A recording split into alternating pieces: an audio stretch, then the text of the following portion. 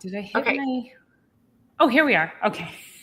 All right. Welcome everybody to another episode of Chiropractic is Sexy. I'm Dr. Paula Ruffin. And I'm Dr. Erica Peabody, and thanks for being here and thanks for having us. Yeah, we are excited for this one. You know, Dr. Eric and I always talk about investing in your health, and we always want to come up with unique ways to help you have a greater understanding of health and wellness. And we thought about it from this perspective, is that, you know, if your health was your credit score, if you had a health score like your credit score is an indication of your financial investment, your financial health. And so if you had a really good credit score or health score, then that means you're doing all the right things and you're pouring into it. And then maybe you go into a store and you've got a small purchase and you apply for a quick credit card, and there might just be a slight dip in your credit score for a minute. Well, that's how your health is. If you are investing each and every day and you go to a backyard barbecue or you go on a girls' weekend like we did a couple weeks ago, you have a buffer there. But if you're always tanked out, if your reserves are down to zero, if you're not making the right investments, if your health credit score is low, it just means you're not doing all the good things to make sure that it stays elevated. So we want to talk about that today, is treating it like a bank account, treating your health like your credit score. Mm-hmm. What are you actually investing in, and what are you robbing from yourself? Are you in health debt at this point? Well, what's so funny is Dr. Paula is like so serious about what we're talking here, but how this came about was we both wear the Oura ring. And if you don't know Oura, look it up, Oura, and it's a tracking device that gives us a readiness score in the day. So she's being all serious over there, but she's like, oh, my readiness score, like, I don't know if it's something with the fiberware, maybe it needs an update or something like that. And we were texting back and forth. And then she said, my credit score, you know, is not on right. And I said, credit score, LOL. And I was laughing about it. But then I'm like, that's what it was like. Ding, ding, ding. I wonder if we could relate this as a metaphor, because not only is credit score like your financial health, but it's also your patterns, right? So are you patterned to always pay your bills on time? Are you patterned? Like, what's your pattern? And it builds over many years and actually decades. And so if we can really look at, because as Dr. Paula and I are talking about, health is the long game. And I've had a student with me shadowing the last couple of days. And it's like, it is the long game. It's the long game about school, but it's a long game about health, and it's a long game about repairing health, but it's a long game about being proactive about your health. And let's just say you were going out and you were having like a binge day, or like just one of those days, and you had to prove to whoever you were ordering that you have taken the best care of your health, much like you have to prove to a bank. So what if you had to do that and you had to prove to whoever you're ordering from that it's okay for you to do that because you're not doing that regularly? Or a gym membership, like you got a credit for, or a discount depending on your regular readiness scores or your credit score when it comes to health. Like, it was just a really funny thing how it came about. And it's like, you know what, we could take this and run with it this week. So I hope it's making sense to you guys as just a metaphor. So, and let me just clarify.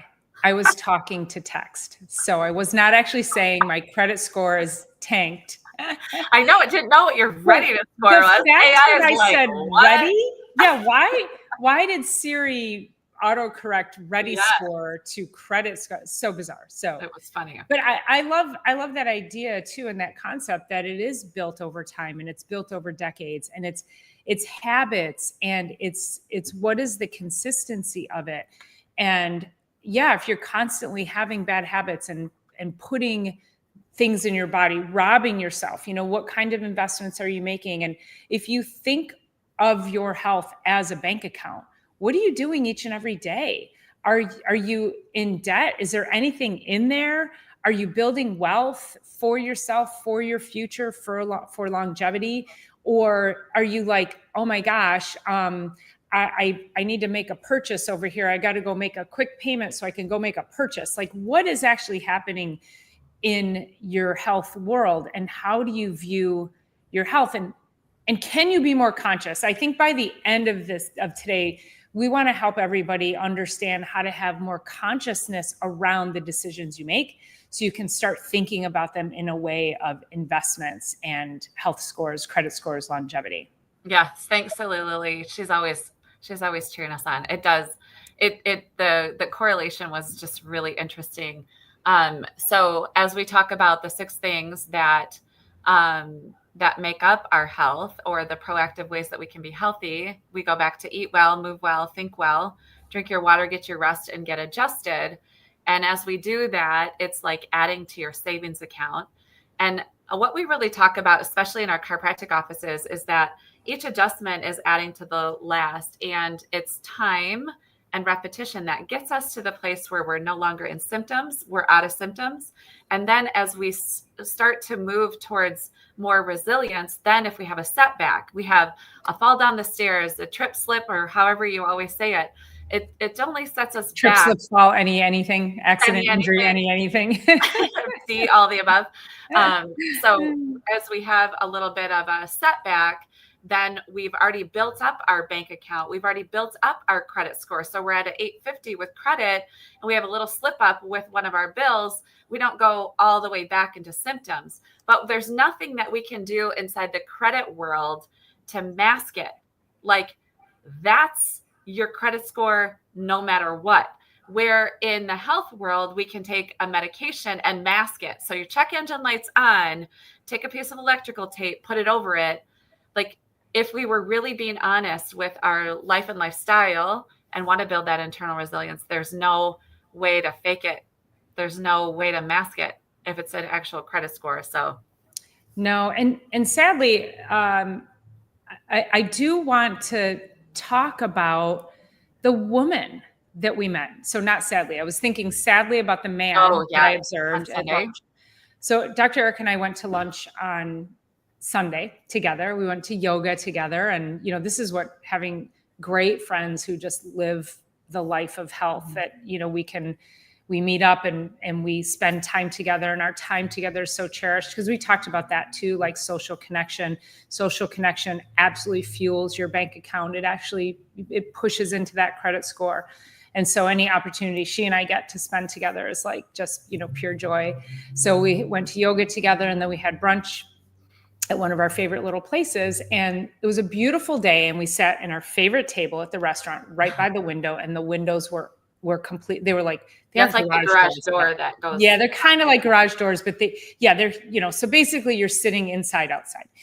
And this elderly woman comes walking by, and she's pretty decked out. And she's walking on a cane, and she's, sort of hunched over, and we're like, oh my gosh, the poor thing, her osteoporosis, her posture. And suddenly, like, she sits down, and everybody's coming out and saying hello to her and talking to her. And I'm like, what's going on? Like, who is this woman, is what I'm thinking, right? Is she some local celebrity or what? And I don't remember what she said that made you then felt that. And she was sitting like right outside in the chair with her back to us. But then Erica commented on something she said, and she goes, well, I heard that. And she turns around, and she was like, and what's your name? And she starts talking to us. And we just start chit-chatting and laughing and joking. And turns out she's been in the community. She has a jewelry store that she's had there for 65 years. And she says, well, I have to get my steps in each and every day. And we were like, oh my gosh, good for you. That's amazing. And then she reveals, which this blew me away, because I knew she was an elderly woman, but she says, yep, I'll be 94 this year. And I was like, what? We were like so blown away. She lives on her own in the apartments right up above the restaurant from where we're at. She comes down every day. She walks, she gets her steps in. She talks to people in the community. She's engaged. She has family close by. Like, this woman was a freaking rock star. Mm-hmm. And yes, she had osteoporosis and she had that hunchback. But as we got to know her, we were like, holy moly, she's done all the right things. Mm-hmm. She's done it all. And she's 94, still living with vitality. Mm-hmm. And I was like, It was so cool. It was just so cool to see. One of her only goals for the day was to get her steps in, though. You know what I mean? Like, she's kind of towards, obviously, fourth quarter of life, right? But she's 94 years 94 old. Is that years old? young, not old. Oh, Yep. years young, not old. Yes, yes. But it was like her goal every day was to make, and I don't know what her step number she was looking for, because she had a tracker on. It was like 4,000 steps or something like that. She said the most I've gotten is 6,000, but I haven't been able to do that yet this year. Yeah. What she said, but she's out there doing it, man. I know. It was really sweet. And just for an elderly woman walking with a cane, she had a pretty good clip. I will tell you that. So, yeah. She had a great attitude. Yeah. Yes. Outlook on life. I think all of that just brings about it fills the bank account. You know, how many ways are you investing in yourself? And it has to be more than just food or it's not or it's and all of those things need to be, they stack one upon the next. And yeah, if she can't get out and walk on a particular day, she's filling the bank account so that maybe she can't do as many steps today as she did yesterday, but maybe tomorrow she'll be able to do a little bit more. Right. Well, it's been really interesting to have kind of the student energy back in the office over the last 2 days. And, you know, we've talked on this podcast about what the things that interfere with our health and wellness as the 3 T's, right? So that was traumas, toxins, and thoughts. And they're now adding a 4th one in school, technology. And I was like, oh, thank you for sharing that, because we don't realize just how much time we can actually be spending depleting our own health and wellness by living vicariously through other people through social media, or also binge watching TV or binge watching shows. Brought that for you. Sorry. Or binge watching shows, or all the ways that the posture is affected and the investment. Like, even when I find myself, like, I'll get into a little bit of a doom scroll, if I want to call it that. And I'm like, okay, I need to get up and move my body. Okay. And I've been really focusing on 10 to 15,000 steps a day. That's really where I've refocused, because I'm just realizing, like, it's that kind of summer, not quite summer. It's sunny some days, it's rainy a lot of the days. And it's like, as soon as I get to that, I've just refocused so that I can continue to add to my ability literally to do the steps. If I did them yesterday, I can do them today, and I can do them tomorrow. So it's all those investments in health. And then, of course, you know, getting adjusted to help move all of those things, all the energy through the body. I had a woman in this morning who lost her husband last week. And although she's been prepping and he's been, you know, in kind of a degenerative, you know, sort of a degenerative health and headed towards, and hospice has been there for the last month. And so we knew this was coming, but to feel the energy kind of bound up in her system, like, that's the thoughts and the emotions, like, stuck inside. And if we're not dealing with those, not necessarily with the adjustment, but just life in general, all of those things can create this torsion inside of the nervous system and the information superhighway. So anyway, it's front and center in our lives every single day that we're in practice. And that's why we just wanted to talk to you a little bit about what can we be doing, as we talk every week about what can we be doing. Yeah. And I think, again, I go back to awareness. I spoke with a very dear friend of mine yesterday who practices, she exercises, outstanding mindset, great spiritual connection, eats very healthy, really, like, when you think about all the pillars of health, she's got them all nailed. But she said to me, she said, I'm drinking too much. And she actually went to visit a friend who had gone through AA, because she's like, I don't have clarity. Like, she's drinking so much. And I've known her for 25, 30 years, and she's in a very low quality marriage. And I think a lot of that is feeding in, and it's become a spiral for her. And she's like, I realize I don't have clarity around it in order to make the best decisions for me and my family. She's got grown kids, but still, like, she's got a grandbaby now. And I was like, yeah, I mean, I get it. Like, you need clarity. You've got to come toe to toe with the thing. The the admission of it, that I'm doing all these other things and yet I'm not moving forward in my life. And in the past year, she's also been hit with some pretty serious health issues, like not ovarian cancer, like cancerous sort of things with reproduction and all of that. And I said, I can't help but wonder if all of your traumas, and grew up with an alcoholic father and all of that, if all of the traumas are causing her illness. Because again, like, you're going through the motion, you're doing all the other stuff, but you need that last piece of it. You've got to be able to make sure that last piece doesn't get neglected either. And she said, no, I know. She said, you're absolutely right. And of course, she loves to run. And I always joked with her. I've been joking with her about this for a few years now. And I'm like, I know you love to run, but what are you running from? And then yesterday, because of just all of her traumas in life. And then yesterday, she said, she goes, I think about what you say to me. And she said, and I started to realize I need to now think about what I want to run to. And I was like, oh, that's amazing. So I'm super happy for her that she's kind of like had this epiphany. But it's that kind of thing. Like, people are like, oh, but I'm so healthy, and how did I still get hit with this? But it was ultimately her awareness that brought her to a place that she realized she did not have the awareness. She did not have the conscious thought of what she was doing to her body that was actually overshadowing and overpowering a lot of the good habits. So, right.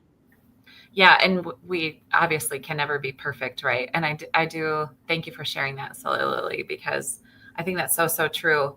And, some people will come in and they're like, I don't have any stress. I'm like, have you looked around yourself in the world? Are you?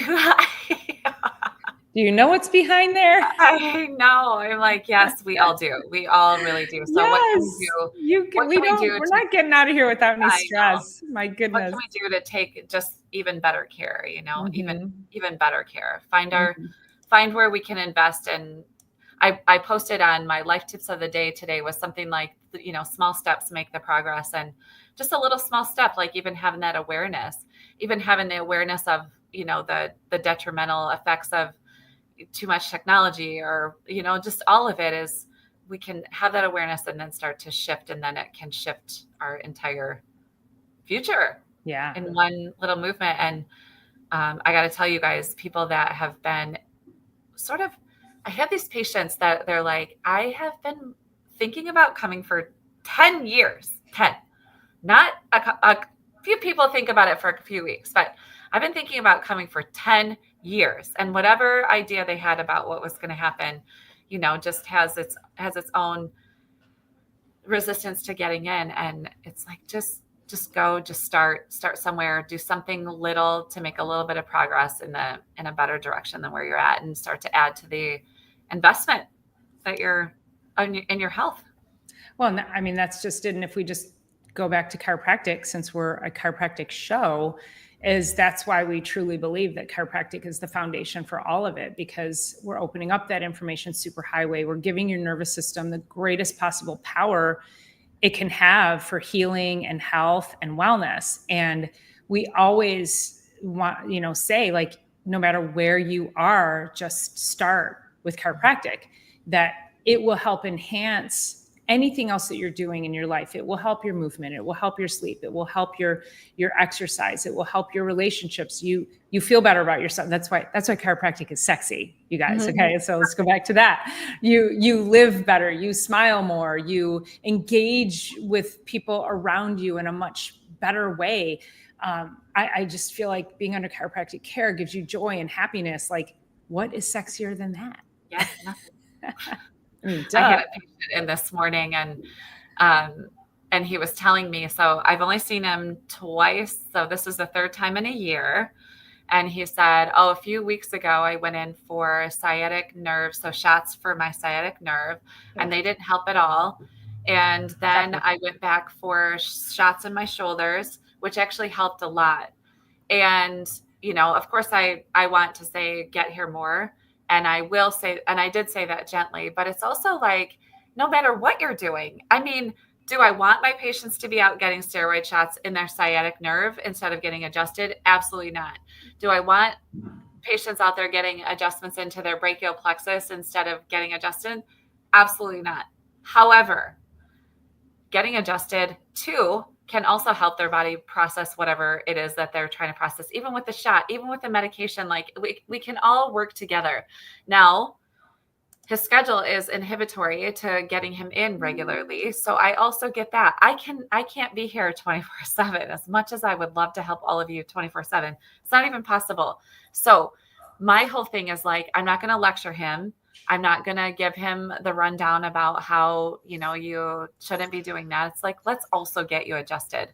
So that's not to say I want you guys to all be on that, but also start getting adjusted no matter what.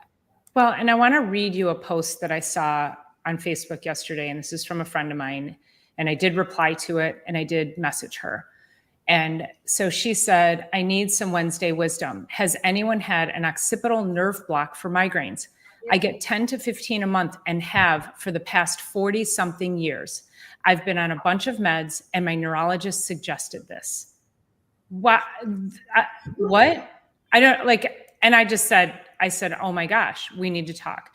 And I said, chiropractic, cold laser, food interventions. Hi.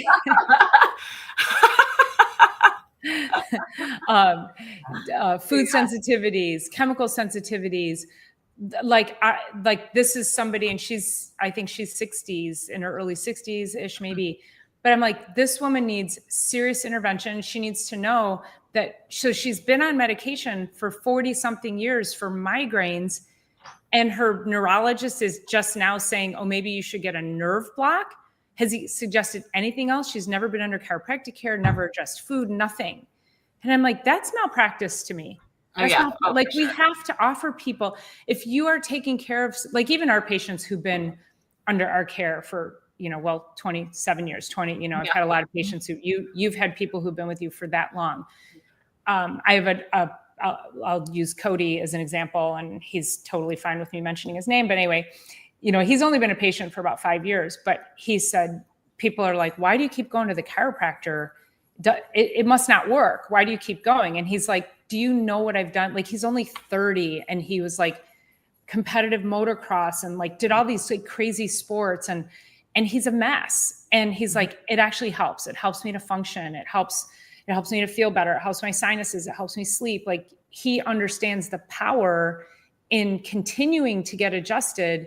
And even again, like compare that to my 75-year-old patient who's been a patient for 20 years.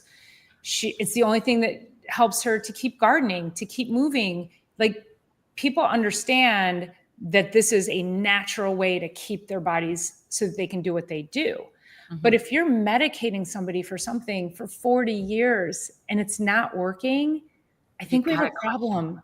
We have a major problem. Yeah. Major. And as a consumer, and this is just like this is what breaks my heart, is that, and this is why Dr. Eric and I are here, is we want all of you to be more, to stand up for yourselves more, to not be afraid to ask questions. And maybe that's a show we need to do is how do you ask questions? How do you address the right questions? How do you know if you're being cared for or not cared for? I think that's a really great topic, because so many people are still in the mindset of, I have to do what my doctor says. Like, we're in that, like, fear your doctor, do what the doctor says. You don't question your doctor. We love for people to question us, because then we get to educate. So we are constantly educating. We have the time to educate our patients and let them know what we're doing and why we're doing it. And if somebody says, how do I know it's working? We have an answer for you. Mm-hmm. How do I know it's not working? We have an answer for you. Yeah. Well, yes. And there was one of my patients was in yesterday, and I said, I don't know, happy 1,623rd visit or something like that. And so I've been in practice for 20 years, and he comes twice a week, but that doesn't mean it's not working. It just means, like, that's what he wants to do to invest in his health. And, the student was with me as well yesterday when he was here. And what I wanted to say, and I didn't say, was also March of 2024, he's not necessarily the healthiest guy, but he does choose chiropractic, obviously, regularly. But he was throwing his backpack up on his shoulder, and he carries a lot of extra weight in the front. and he blew a disc and had to have an emergency laminectomy, which is basically taking a chunk of the spine off so that there's space for the nerves and the disc to be, that it stops the impingement and numbness down into his legs. And it was literally like, I don't know, 5 days later, he's back on my table. So it's also that. It's also, it doesn't mean that I'm going to adjust into the laminectomy, into the surgery site. I have ways of working around things no matter what you're doing. Literally, no matter what you're doing, we can also be helping. And so, it doesn't have anything to do with his level of chiropractic care, why he threw his backpack up over his shoulder and blew his low back out. Like, it is lifestyle at that choice. And I wish 1,500 visits ago, he would have made a better health choice into his eat well, move well, think well, drink your water, get your rest, all that. Anything. But he hasn't. And I can still work with him. And he's still coming. And he wanted to be back on the table as soon as possible, because in order to integrate the laminectomy and the emergency surgery he went through, he wants to get adjusted. And I love that. And, he's not my healthiest guy, but he's one of my favorites because we have longevity together. I always tell him, I'm like, you're my longest relationship that I've ever had in my whole life, except for my mom. So I'm cool with that. But yeah, it's all the things plus chiropractic. Yeah. And I think that's a great point, is that we have some people who will live the lifestyle 100% of what we're talking about, and some people who will live pieces and parts of that. And our hope again is to create some inspiration and awareness around that. And then some people, I have similar patients. They're here every week, every couple of weeks, but they're not the healthiest people, but they know that what we're doing helps, and they couldn't live without us. Yeah. So it's like, okay, am I going to get a 75-year-old patient off of high blood pressure medication? Like, that's not what I'm here to do. I'm here to get them to express their best possible self. And if for some reason, then they become inspired to start eating better and, drink more water and sleep better, all the things, then great. Like, I can still be that consistent source of health in their lives, even though they're not 100%, doing all the things that we want them to do. Yeah, of course, we want everybody to do everything because we want the very best for you. And if you're not, then you're not. And we still want the very best for you. And we want to help you in whatever you are able to do. There was a woman, so she was born with spina bifida. She started care with me 2 weeks ago. She was born with spina bifida, and she's had 8 surgeries on her left foot because there was not really much nerve. And her right leg is like this wide, and her left leg is so small. And she used to climb mountains, and she used to do all the things. She's 81 right now. And she's like, I'm just really frustrated. I can't even walk around Walmart. Like, I can't go in, and oftentimes I send my husband in, and she's like, I'm just frustrated with my body because her brain is so functional. So I got her adjusted. She also has osteoporosis. So it was activator adjusting for the most part. And she brought in, the bone scan. So I know how to work with that. And, after one visit, I sent her home with some instructions. On my YouTube page, I have like a series of stretches for the spine, because I'm tired of giving them in the practice and people just completely forgetting what we did. Of course they forget. They're going grocery shopping after this. Like, they don't remember, doc said, remember it was that way and that angle and that leg. So I put them all on YouTube. So if you're listening, they're there for you. She started doing them. And, within just 2 visits, no, we don't have her pain-free. She said, I have this little kind of hitch going on now, but I feel a lot better, a lot straighter, a lot more normal, whatever her normal is, in her days as 81. And I think I'm her first chiropractor. I can't remember exactly, but yeah, 81, start with us. 2 days old, start with us. I'll be at their birth, start there, start as toddlers, start wherever, start somewhere. But yeah, even starting care at 81 with severe disability. The great thing is that she's like the will and the willpower and the mindset behind it. She's like, I can't climb mountains anymore. I get that. But I want to be able to do what I want to do, which is just go shopping with my husband. God bless her. I know. I loved it. Yeah, that's amazing.